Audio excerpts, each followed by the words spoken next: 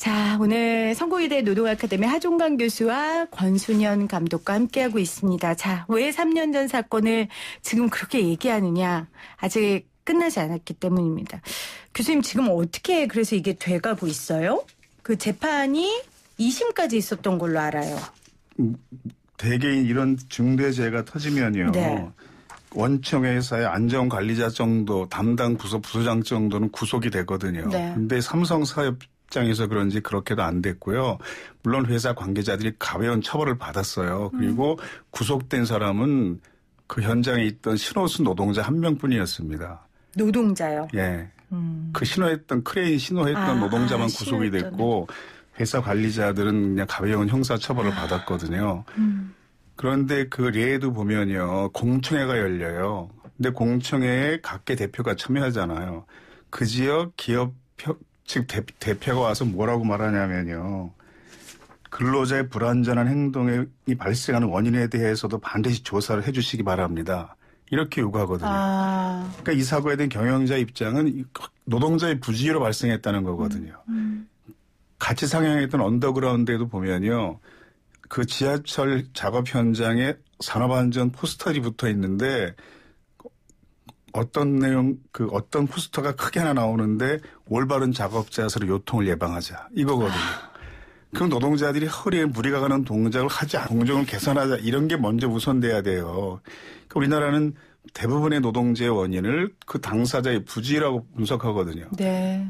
엄청난 금액을 쏟아붓는 노동재 예방 활동이 개인으로 하여금 주의하도록 하는 것에 주로 집중되는 겁니다. 그러니까 구조가 개선되지 않으니까 계속 이 반복적으로 발생할 수밖에 없는 네. 거죠. 근데 뭐 처벌이 제대로 돼야 구조도 개선되지 않겠습니까? 근데 처벌이 지금 이런 상황이고 올해 초에 또 삼성중공업 거제조선소의 유조선 작업 현장에서 폭발로 추정되는 사고가 일어나서 하청업체 직원이 또 한 명 사망했죠. 우리 감독님께서 계속 이렇게 대책위도 보고 뭐 공청회도 보셨으니까 왜 이게 이렇게 반복될까요? 이런 일들이? 그때 공청회가 이게 이제 열리게 된 것도 이제 삼성중공업 사고만 있었던 게 아니라 그 같은 해 STX에서 이제 폭발 사고가 나가지고 그때 또 사람들이 많이 죽었거든요. 그래가지고 그 사고를 이렇게 연달아 붙여가지고 그때 공청회를 하자 뭐 이렇게 됐던 거였는데 그때 그게 저도 되게 기억이 남는 게 사고 직후에 그러니까 아까 말씀하셨던 올해 있었던 사고같이 1명, 2명 죽는 걸로는 사실 뉴스가 잘 안 되거든요. 그리고 이제 그렇게 뭔가 삼성중공업 사고 같은 경우에는 이제 노동절에 발생했다. 그리고 뭔가 하청업체에서 그렇게 뭔가 이렇게 이슈화되는 측면들이 계속해서 있어가지고 어떤 국민들의 공분이 모아졌던 건 맞아요. 그래가지고 공청회가 열렸던 건데 그 준비하는 기간이 어쨌든 공청회까지 준비하는 기간이 꽤 있었다 보니까 그렇게 되면 자연스럽게 이제 관심사가 계속 내려가게 되거든요. 그래가지고 저도 공청회에 준비하시는 모습들을 계속해서 봤었고 공청회 자리에도 가긴 했었는데 그게 어쨌든 이게 뭔가 국민적인 힘이 모아지던 때가 지났다 보니까 이거에 대해서 어떤 사고 이후의 대책이나 이런 것들에 대해서 좀 미비하게 넘어가는 측면이 있죠. 그리고 사실 이런 사고들이 그때 GV 때 저 하종강 교수님이 말씀하셨던 것도 같은데 그때 이천에서 화재 나가지고 올해 38명 돌아가신 것도 2009년에 비슷한 사고 똑같이 있었던 거거든요. 그래가지고 어떤 이슈화되는 타이밍이 지나면은 이게 뭔가 좀 이렇게 식는다고 그럴까요? 그런 측면들이 제가 느끼기에 있었던 것 같아요. 근데 물론 활동하셨던 분들 아니면 관계자분들 진짜적으로 참여하셨던 분들의 의견은 다르겠지만 제가 볼 땐 좀 이렇게 넘어가는 것들이 좀 있는 것 같더라고요. 교수님은 노동 전문가시니까 이 하나하나의 사건들이 얼마나 자주 일어난다고 생각되시고 마음 아프시겠어요. 근데 이게 지금 택배 노동자들에게도 계속 일어나고 있잖아요. 이 문제를 교수님 어떻게 보시는지 그것도 궁금해요. 어떻게 보냐고 물어보면 너무 막연한 질문인데 그러니까, 우리가 과거 19년 동안이요. 1년에 평균 2,300명이 노동제로 사망했거든요. 19년 동안. 오늘도 6명은 사망한 거거든요. 그러니까 6명은 출근했다가 퇴근하지 못한 거죠. 그러니까 그런데 다른 나라도 이렇게 많이 죽냐? 전혀 그렇지 않거든요. OECD 통계에서 우리가 노동제 사망률이 23년 동안 21년을 1위를 했어요. 그리고 10만 명당 노동제 사망자 수라는 지표가 있거든요. 2015년 기준으로 보면 영국은 0.4인데 우리가 10.1입니다. 그러면 한국의 직장인들은 자기 직업 때문에 사망할 확률이 영국의 직장인보다 25배나 더 높은 겁니다. 제가 굳이 직장이라고 표현한 이유는 마치 노동재해, 산업재 이러면 사무직 노동자에 해당되지 않는 것처럼 들을까 봐. 이건 사무직 화이트칼라 다 포함한 통계거든요. 네. 어떤 직업에 종사든지 한국의 직장인들은 자기 업무 때문에 사망할 확률이 가장 높은 직장인입니다. 그럼 개선해야죠. 당연히 이런 현상은. 그러니까 계속해서 이런 노동자들의 죽음이 이어지고 있고 제가 아까 택배 노동자들을 콕 집어서 이야기를 하는 건 아까 말씀하신 것처럼 지금은 이슈가 또 택배 노동자들이거든요. 이게 참 슬픈 얘기인데 이런 표현 자체가 택배 노동자들이 이슈의 중심에 설 수밖에 없는 건 계속 사망하니까.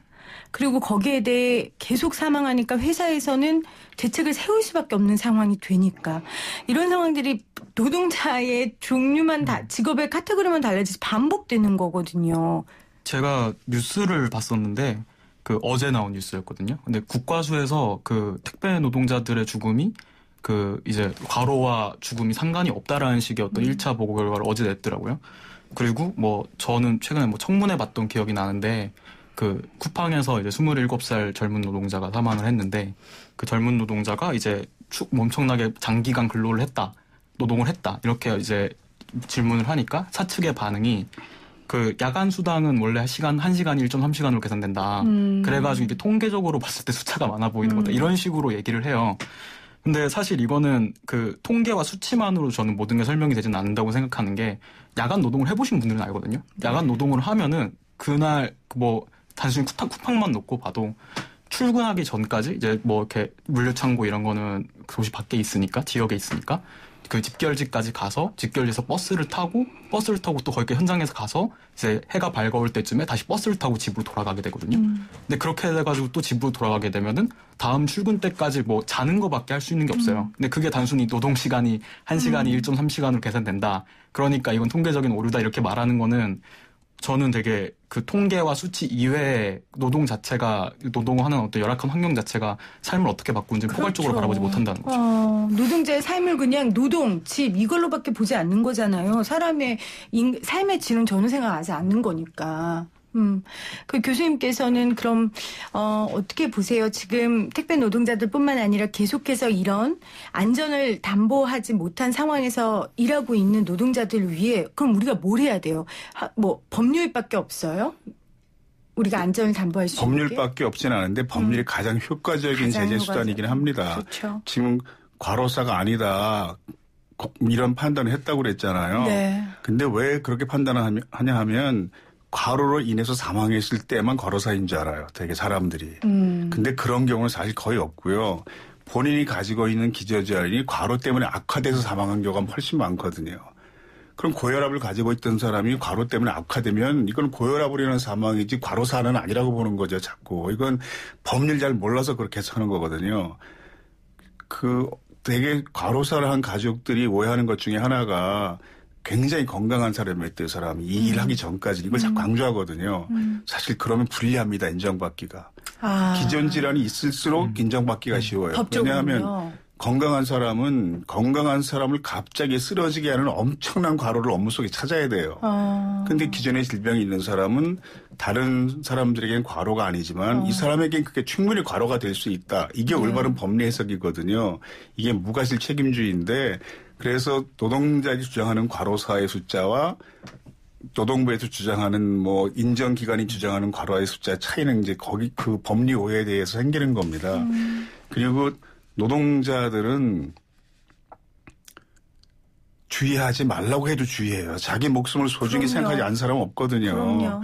그런데 어떤 조건이 노동자로 하여금 그런 사고를 당하도록 만드는 겁니다. 근데 그건 되게 회사가 만들어내는 환경이에요. 지금은 없어진 회사지만 부평에 있는 외국계 한국 제조업체가 있었는데요. 그 회사에 민주노조가 들어섰는데 한 첫 번째 작업이 뭐였냐면 서양인 체구에 맞게 설계된 작업 기계들을 한국인 체형에 맞도록 고치는 작업이었어요. 네. 이런 게 실제 직업성 재해를 예방할 수 있는 굉장히 중요한 수단이거든요. 회사로서는 비용이 좀 들어가죠. 노동제에는 회사가 비용을 증가하지 않으면 사실 줄어들지 않습니다. 그런데 회사로 하여금 비용을 쓰도록 강제하는 것이 바로 법률이어서 회사로 하여금 노동제를 쥐도록 하려면 그렇게 강제하는 법 제도가 좀 강화될 필요가 있습니다. 노동제회는 회사가 비용을 쓰지 않으면 안 되는데 그 비용을 쓸 수 있도록 강제하는 법률이 강력하게 필요하다. 8824님이 다 불쌍해요. 그냥 5글자로 마음을 표현해 주셨고 3352님은 회사는 산업재해로 인정하지 않으려고 하는데 인정하면 회사에 불이익이 생기나요? 이렇게 문자 보내주셨거든요. 불이익이 생기긴 하죠. 왜냐하면 그 산업재해 보험료를 회사가 내잖아요. 지금 택배 노동자나 배달 노동자가 산재 가입률이 낮은 이유는 절반을 본인이 부담해야 되기 때문이거든요. 네. 그런데 제조업 일반 기업체 노동자들은 산재 보험료를 회사가 전액 다 내게 됩니다. 그런데 산재 보험료율이 사고 건수에 따라 비례하게 돼 있어요. 만약 0.1%가 오르면 전체 총 인건비의 0.1%가 오르는 거기 때문에 그게 부담이긴 해요. 그래서 계속 은폐하려고 하는 거죠. 우리나라 통계를 보면 산업재해 발생 건수는 굉장히 낮아요. 거의 세계 최저 수준으로. 근데 사망 건수는 세계 최고 수준이거든요. 그래서 어떤 학자는 이걸 분석하기를 한국 노동제의 특징이 중대재해 비율이 높다는 것이다. 이렇게 분석했습니다. 재해 발생 건수는 적은데 일단 사고가 발생했다 그러면 대형사고다. 그렇네요. 이건 틀린 분석입니다. 왜 재해 건수가 적겠어요? 은폐되기 때문에. 제가 한 20년쯤 전에 한 조선소를 모델로 조사해 보니까요. 실제 현장에서 발생한 부상 질병 건수와 그 산업재해 보험 인정 건수가 한 100배 정도 차이 났습니다. 그 의무실의 기록 이런 거 다 우리가 파악해보고 내린 판단이거든요. 그러니까 실제로 세계에서 가장 많이 발생하고 있고 가장 많이 사망하고 있는 게 올바른 분석이죠. 권순영 감독님은 어떠세요? 좀 이런 상황들이 변화되려면 뭐가 좀 선행돼야 된다고 생각하세요? 아까 뭐 교수님이 조선소 사례를 말씀드렸지만 진짜 작은 하청업체들 같은 경우에는 다친 부상자를 이렇게 스타렉스 이런 승용차에 몰래 실어가지고 병원으로 보내서 공상 처리하고 막 이러거든요. 그러니까 그런 일들을 저도 계속 몇 번 보고 이랬었는데 저는 과연 좀 법이 해결할 수 있는 게 또 물론 지금 현실적으로 법을 바꾸는 게 제일 중요한 문제이겠지만 법이 해결할 수 없는 영역들도 저는 있다고 생각하거든요. 그러니까 뭔가 계속 법을 이야기하는데 법은 또 만인에게 평등하잖아요. 근데 저는 그 만인에게 평등하다는 말이 되게 무섭게 느껴지는 것도 있어서 사실 그러니까 그런 뭔가 다치는 사람들이 다치는 이유는 정해져 있는 것 같은데 이제 그 모든 법이 평등하게 적용된다는 게 저는 법 말고 어쨌든 뭔가 법이 없는 현장이니까 사실상 법이 작용하지 않는 현장이니까 그 현장에선 법 이상의 무언가가 좀 필요하다고 생각하는데 그게 뭔지는 저도 잘 모르겠어요. 그러니까 법이 제정되고 하는 시간까지 기다리기에는 너무 많은 사람들이 하루에 몇 번씩 몇 명씩 죽어나가니 지금 당장 우리가 바꿀 수 있는 그런 것들을 찾아 바꾸는 게 굉장히 중요할 것 같아요. 법이 있어도 이제 공상 처리를 하려고 회사에서는 그렇게 하니까요. 그러니까 법만으로는 뭔가 통제되지 않는 그런 환경이 있는 것 같습니다. 알겠습니다. 자, 오늘 YTN 라디오 생생경제 노동자들의 이야기, 우리의 이야기, 그리고 하루에도 몇 명씩 일터에서 출근은 했지만 퇴근할 수 없는 노동자들에 대한 이야기 나눴습니다. 교수님, 우리가 이 이야기를 또 한 이유 중에 하나가 올해가 전태일 열사 분신 50주기죠. 11월 13일인가요? 네. 네. 다양한 행사도 많이 준비되고 의미를 새기려는 움직임도 큰데 혹시 교수님께서 뭐 소개하고 싶은 행사나 뭐 있으세요? 전태일 관련해서? 전태일 재단이 있거든요. 네. 50주기 행사를 여러 가지를 하고 있습니다. 기념 동판을 신청하면 그 전태일 거리의 길에 그 동판으로 보도블록을 만들어서 그 이름 새겨서 깔아주는 행사도 있고요. 네. 그러니까 여러 가지 이벤트가 있으니까 전태일 재단 접속하시면 50전 행사가 이렇게 한눈에 쭉 보입니다. 네.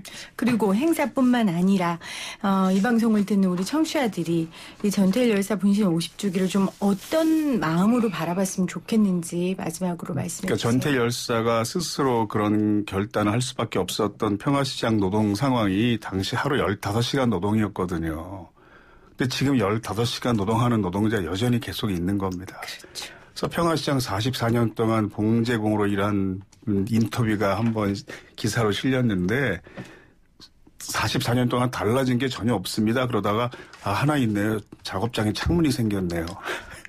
이렇게 얘기하거든요. 그러니까 지금 50년 지난 지금 전틀이 누구인가 항상 살펴봐야 되고요. 보이지 않는 곳에 수고하는 노동자들. 지금 이 방송도 이 방송을 깔끔하게 나오게 하려면 얼마나 많은 노동자가 보이지 않는 곳에 일하고 또 많은 비정규직 노동자들이 그중에 있잖아요. 네. 그래서 보이지 않는 곳에 수고하는 노동자에 대한 관심을 지속적으로 가질 필요가 있습니다. 예. 자, 감독님은요. 마지막으로 좀 어떤 삶의 현장을 이제 카메라 들고 찾아가 보고 싶으세요? 아직 저는 뭐 그런 계획은 차기작의 계획은 네. 없고요. 그냥 그런 생각이 들어요. 그러니까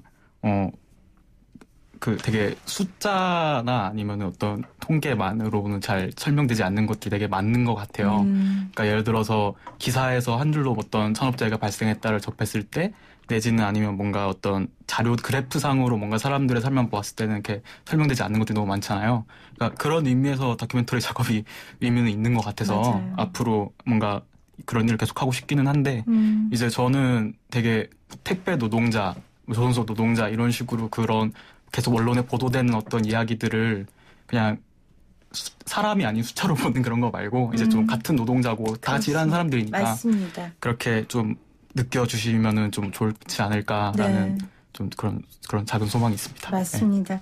그냥 그런 기사들 노동자의 죽음을 그냥 소비하지만 말고요. 한 사람의 인생으로 바라본다면 우리가 이 문제에 대해서 더 깊게 더 넓게 들어갈 수 있지 않을까 싶습니다.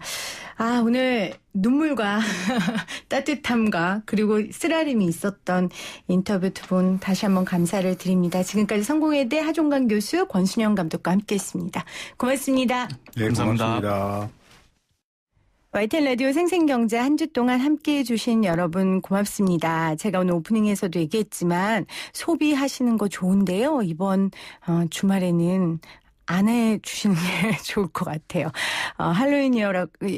할로윈이어서 지금 여러 지역에서 아마 파티 및 여러 유흥 계획이 좀 정해져 있는 것 같아서 방역당국이 많이 긴장하고 있거든요. 집안에서 함께 가족들과 즐거운 시간 보내시는 걸로 이번 할로윈은 대체하셨으면 좋겠습니다. 우리 추석도 그냥 지나갔는데 뭐 남의 나라 명절까지 우리가 그렇게 할 필요는 없잖아요. 네, 여러분들 꼭 들어주시기를 바랍니다. 함께해 주신 여러분 고맙습니다. 저는 월요일 3시 10분에 다시 올게요.